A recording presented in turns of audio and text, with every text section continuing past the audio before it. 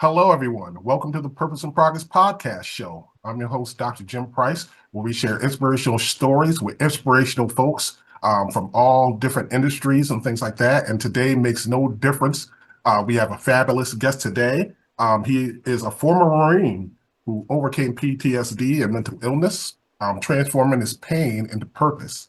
He's the author of the best-selling book, Just Stare at the Wall, Living the Universe from Where You Sit, and founder of the stareatthewall.org, where he encourages others to feel meaning and inner peace through mindful living.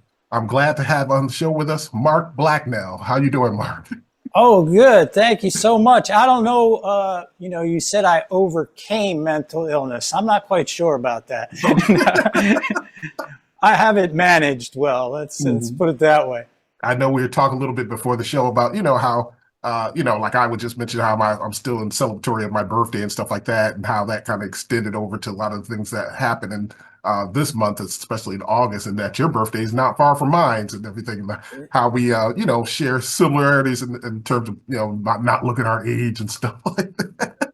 Well, the audience can decide. Yeah.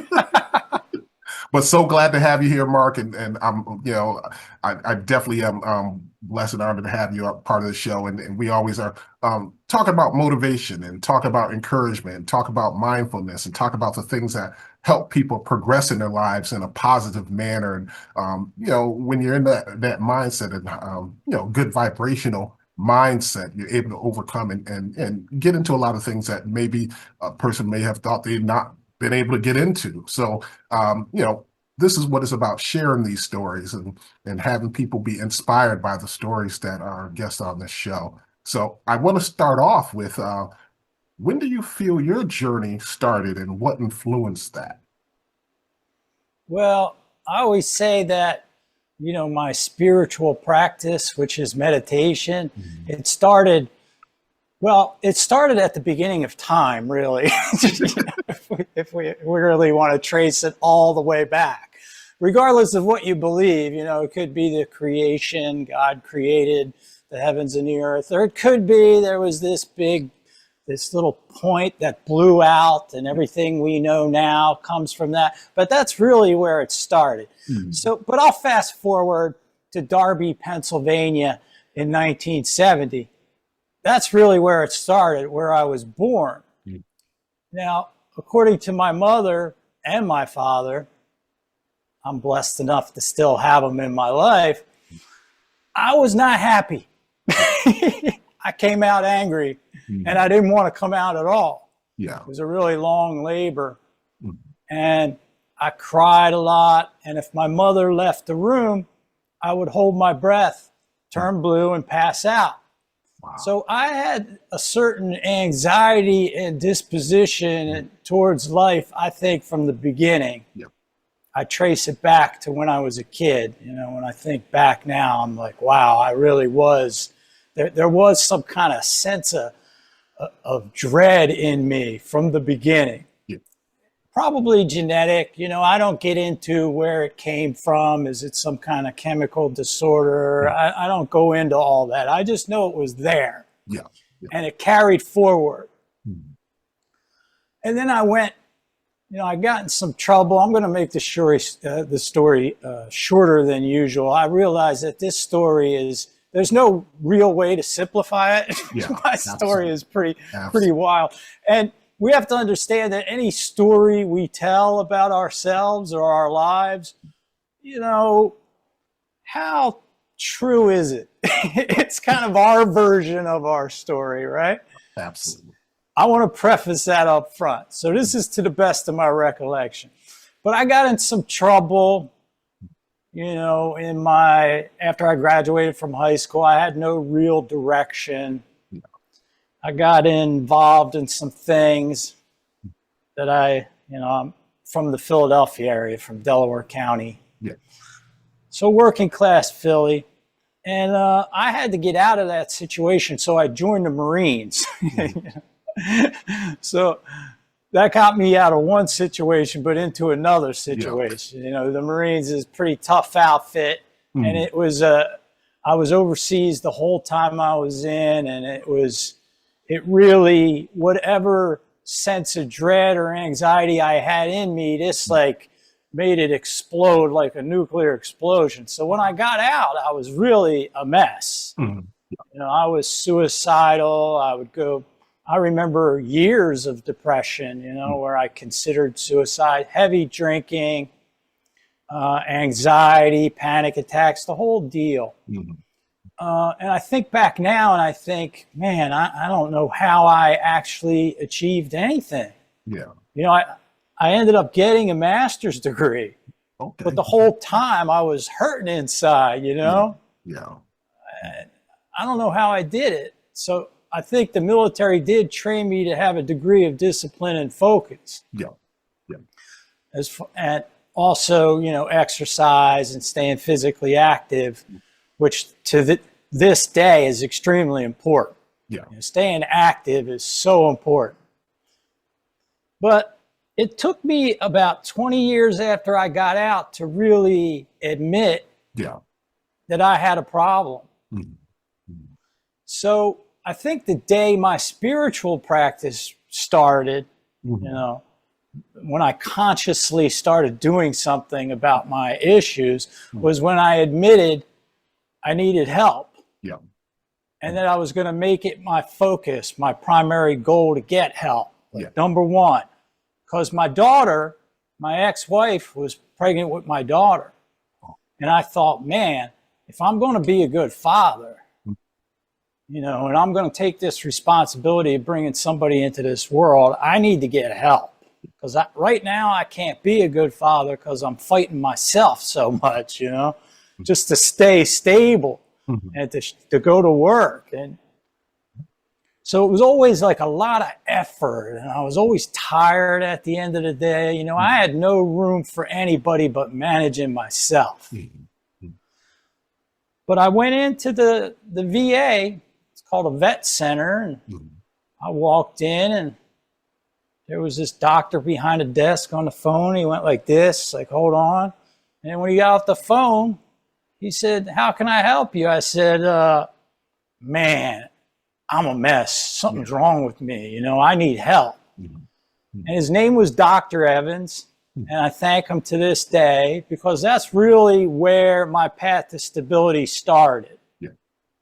You know, a lot of spiritual folks in my position who kind of meditate and help other people meditate, we don't necessarily advocate for traditional clinical support. Yes. Yes. I do, because that was number one. I had to become relatively stable enough to find a thing like meditation. Yeah. Yeah. You know, meditation's not a cure. It's part of a whole package. You know, it's one tool. But the one thing, you know, it took me a year, me and Dr. Evans, to find the right combo of meds. Yeah. That was a struggle because when the meds were not for me, man, that made things worse sometimes. You know, I get sick. So it turned out being like a little dose of this and a little dose of that. Yeah. Yeah. Which to this day, you know, sometimes I think I probably don't need it. I'm not messing with that, man. You know, it works. I don't care about the stigmas. I don't care about anything. It works. It's been working for a long time. And that's what my provider now tells me, you know, no, man, it works. That's it. That's all you need to know. So I stick with the meds and I still see someone to manage them. But I found meditation only after I reached a certain level of stability. Yeah. And then, man, it took me to a whole nother level. Now, you got to realize I got in a little trouble with the law a few times. I was in jail. You know, I got out of it because, you know, I had the means and the appearance and the talk to get out of it, if you get my drift.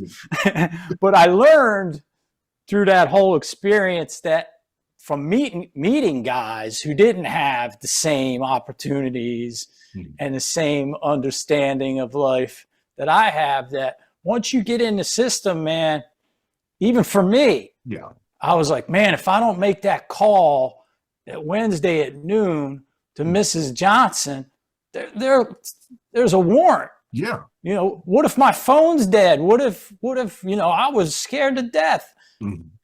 I did it because, you know, I could do it. I'm in a position where I have the tools to manage that. But for someone who doesn't have those tools, the system was it would have been impossible. It was hard for me. You know, a guy with a master's degree with all the advantages in the world. Mm-hmm. So I kind of saw, and from hearing stories of the guys inside, you know, they'd be, because they didn't have anybody in the world that could bail them out. Yeah. $500 sometimes, $300. Yeah. They would sit in there for 9 months before they would even get to court. Yeah. Yeah. So it just touched me. And I decided I was going to go back in and help people by teaching them meditation. And that's one of the things I do now is, it's a long story, but I got involved with a guy on Florida's death row and I started working with him. And then as he changed over the years, him and I started doing more things for people on death row. Oh, so it ended up turning out well. My problems with the law ended up turning into blessings, you know. But I'm always cautious of talking about that work because of the victims' families. Yeah. I mean, they're number one, and I don't blame them if they think I shouldn't be doing something like that. They have every right because these guys, they did some terrible things, you know. Some of them regret it. Some of them will never understand the full implications of what they've done. Yeah. But that's one of the things I do now. But some folks who meditate and they're involved in formal, I'm in a tradition called Soto Zen. Yeah. So it's a very formal tradition. There's certain rituals and the way you dress and the way you speak. And I'm out of that now. Just because of where I am, you know, I'm in conservative Florida here. Yeah. Yeah. I'm not in out west. Yeah. Where that, you know, so I had to kind of change my approach to all of that. And I just started working in my community. Yeah. And, you know, helping people establish meditation routines. And that's when I realized, wow, this is a powerful tool. This is a great thing. And I'm going to try to make it as accessible as I can to anyone who is willing to give it a try. I think that's wonderful. Like, I mean, to have your progress go where, like, I mean, you're dealing with the anxiety, you're dealing with the PTSD, you're dealing with the stress, you're dealing with all these elements in life that could cause a lot of people just to go off the rails and completely just negate their opportunity for purpose and progress. And to see that, you know, you went to school, got your master's, and then, I mean, now you're turning around and you're helping families and communities.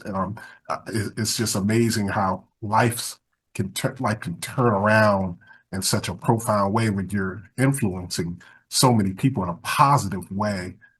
People sometimes underestimate that. People will see, like, you know, your best-selling book and they're like, oh, you know, the success, they only see the success of everything. They don't know the journey of everything that transpired to get to where you are. You know what I mean? And, and that opens you up to other criticism, like, oh, he's just trying to pitch this book. He's just trying to pitch this stare at the wall stuff, and they don't even know the whole story. Like, you know, you're gonna judge me and say I'm just trying to promote myself when I've been doing all this for free all these years and getting in trouble with the authority figures in my tradition. They didn't really like it, to be honest. You know, they thought I was going too far away from the core tradition, which, you know, anybody that tries anything different is going to hit that. Yeah. It's just part of the terrain.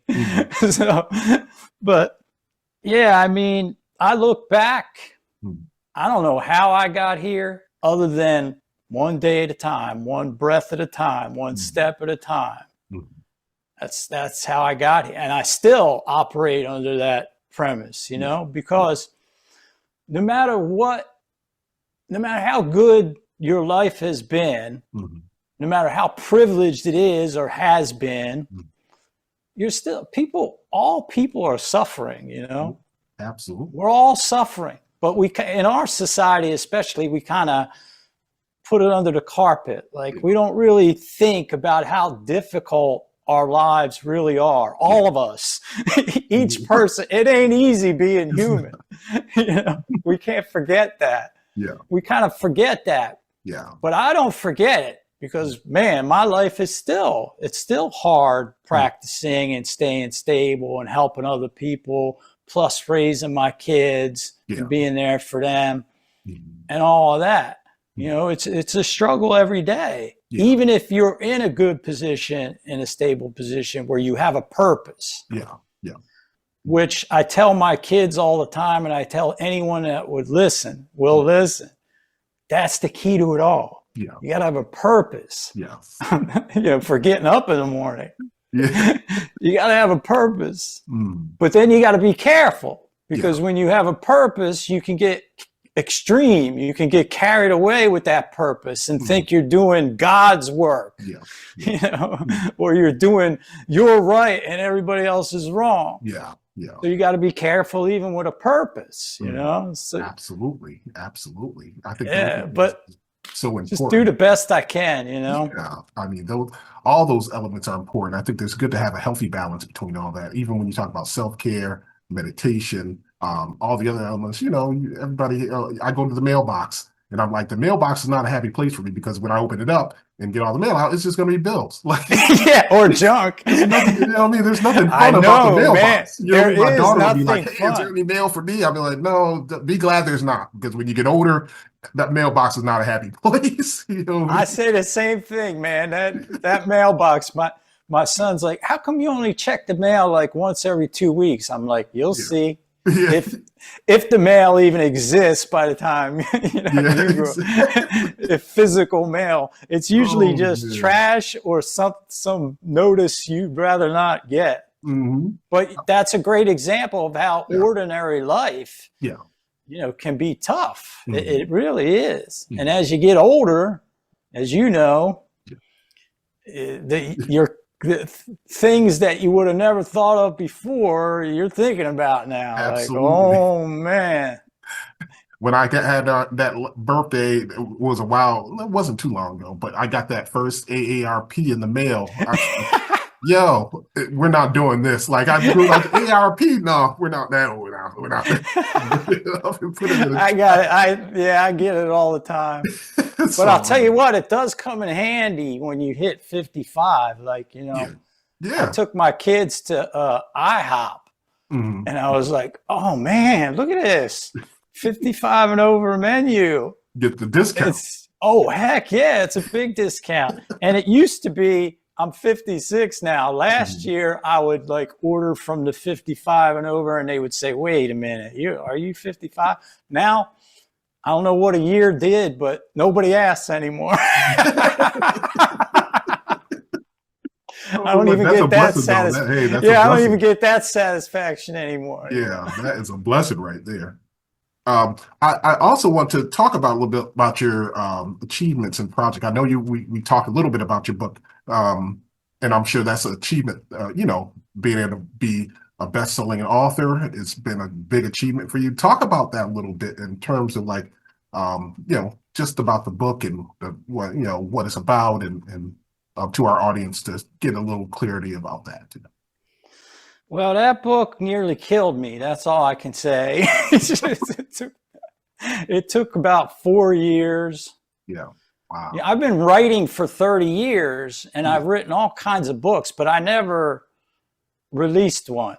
Yeah. Yeah. I always ended up not liking the book when it was done. All right, let me write something else now. So I wanted to write something real, but I didn't know how really, you know. But this book just kind of came out of my experience. Okay. I wanted to, the bottom line is I used to torture myself. Yeah. And I wanted to show people how I got out of it and stop torturing myself. It's really that easy. Yeah. So it's like, it's not easy reading from what I hear. Yeah. But the people that have stuck with it, they say it's changed their lives. So what more can you ask for? Absolutely. But basically, every 10 pages or so, I say, you know, I can keep talking, you can keep reading, but you'd be way better off just putting this book down and meditating silently in front of the wall. And there's instructions in the back. Okay. So just go to the instructions and forget the rest of the book. I say that every 10, 15, 20 pages. Yeah. And it's 300 and some pages. So all I'm trying to do is encourage the person on their own, without anybody else, to just start meditating. Just to stop. Yeah. You know? Yeah. So like there's a 1-minute exercise in there where you can just stop. Like that'd be your first little baby step, I call it. So the whole point is just to help people meditate. Now, a lot of people are like, what's his angle? Well, my angle is this. I really appreciate life. And I think we have a wonderful planet here, but I'm a little concerned at this point in history, like, can you believe the Civil War ended in 1865 and it's still playing out today in the United States, like we got environmental problems, we got wars, we got social injustice, we got interesting politicians, we got you want to word that stuff, the whole deal. We got there's like a collective sense of dread in the air. So I just felt like, all right, I got to do something. I mean, as small as this might be. And I tell folks this all the time. People who meditate, who stop and meditate or pray, whatever you want to call it, who actually stop and don't tell God all the things you need or what he needs to deliver. Yeah. People who actually stop and listen, silently pray, it makes a huge difference in the world. Absolutely. It really does. So it's basically the power of prayer, but only I tell folks the prayer in this case is silent. You're listening to God as opposed to telling him everything you need. Listen, God already knows.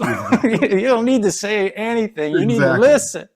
So I think it's very powerful. And the more folks I can introduce to it, I think the better off the world will be. I mean, maybe that's a little naive, but we all have our niche, Yeah, absolutely. Absolutely. I think that's wonderful. And that's the thing, like even with our audiences, watching this, you never know who's watching and who you're inspiring and influenced to be better.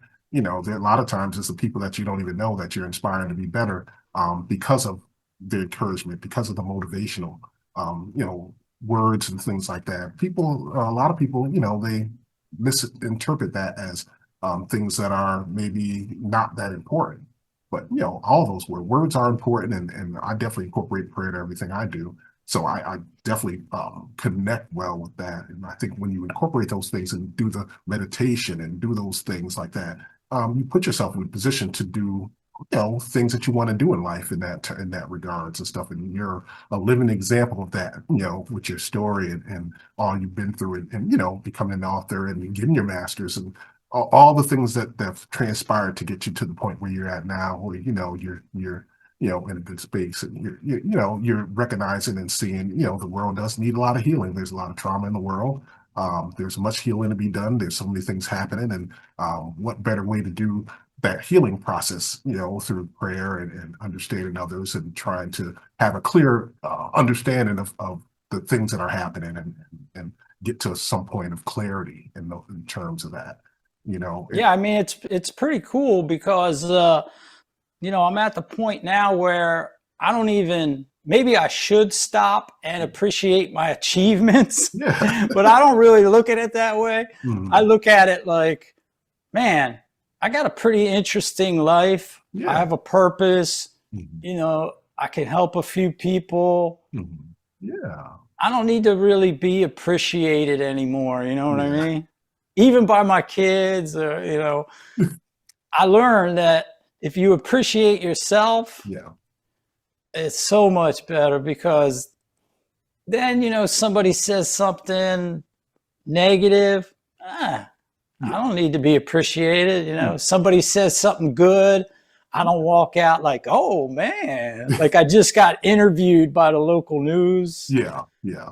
You know, I caught myself. I was like, damn, I'm important, you know?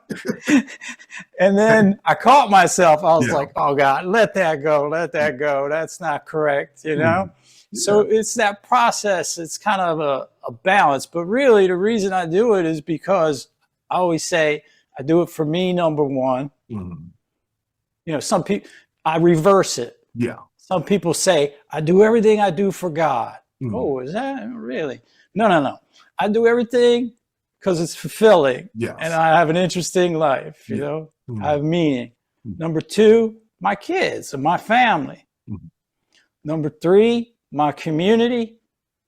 And then if there's anything left over, God can have it. But the way I think is God don't need nothing. Exactly. So why would I, you know, you put God number one like that, you think you're doing everything for God, man, you better be careful, because you can start feeling too good about all that. And then you can start thinking you're the prophet and you're the only one that's got the direct line. You know, and that can we all know throughout history how that can turn dangerous. Absolutely. If you were to say some like an inspirational advice to others, the audience that's watching, what would you share as like inspirational advice in terms of like, you know, helping someone, motivating someone? It's real simple. I was a total mess. Like if you would have met me, I'm not going to put a year on it, but you would have said, this guy, wow, there's something not right with this guy. You know, who knows what would have happened? Maybe I would have fought you if you looked at me. You know, I was the type of guy that was like, what are you looking at? You were in that space at that time. Yeah. And it was pretty tough growing up, you know? So there were a lot of bullies, a lot of fighting, a lot of stuff like that. But if I can reach a point of relative stability where I'm doing meaningful stuff and, you know, writing books and doing this and being on shows like that, anyone can. That's I'm telling you, anyone can. But the first thing you have to commit to is your stability. That's got to be number one, you know, and you got to see who's out there, what organizations are out there, what resources are out there.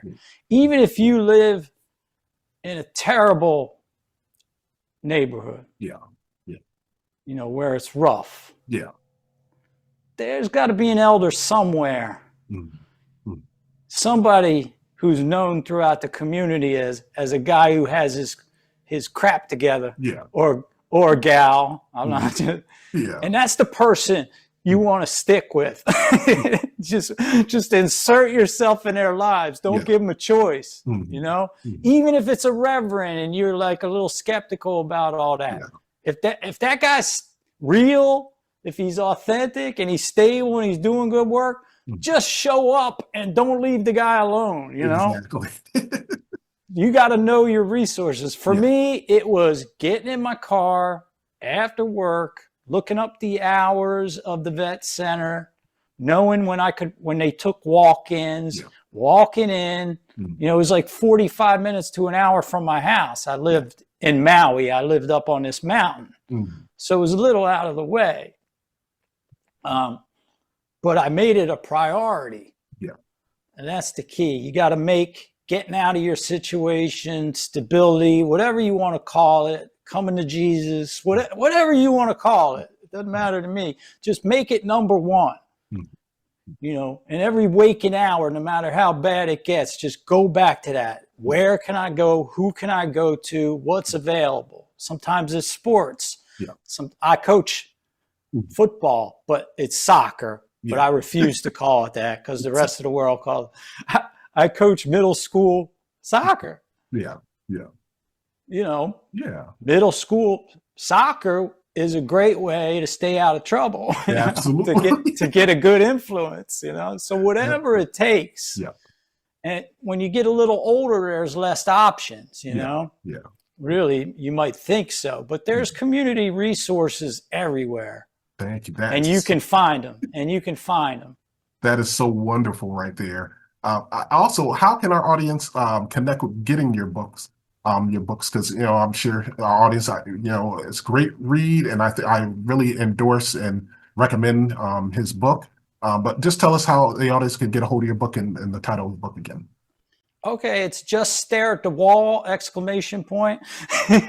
And then you can get it anywhere. Okay. Just throw it in Google and it'll pop up. It's Amazon, Barnes and Nobles, I think you can even get it from Walmart. I don't think anybody from Walmart ever read that book. I'm not quite sure they would publish it. I know a few libraries here in Florida have it too. Yeah.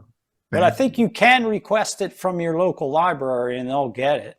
Okay, cool. So that's audience, another way. please pick up the book. And Mark has some, this has been an definitely inspirational story and a great interview. And just so happy to have you, Mark, on the show. And as we close out, we always say, motivation is key. Being able to understand self-love, self-worth, and self-care are all important aspects of terms of lifting your level of motivation, lifting your level of vibration to higher levels so you can achieve your goals and aspirations. So as we close out, I always like to say, stay prayed up, stay blessed. And once again, this is Dr. Price, host of the Purpose of Progress podcast show. And we'll join you and hope you join us next time. Thank you so very much and stay blessed.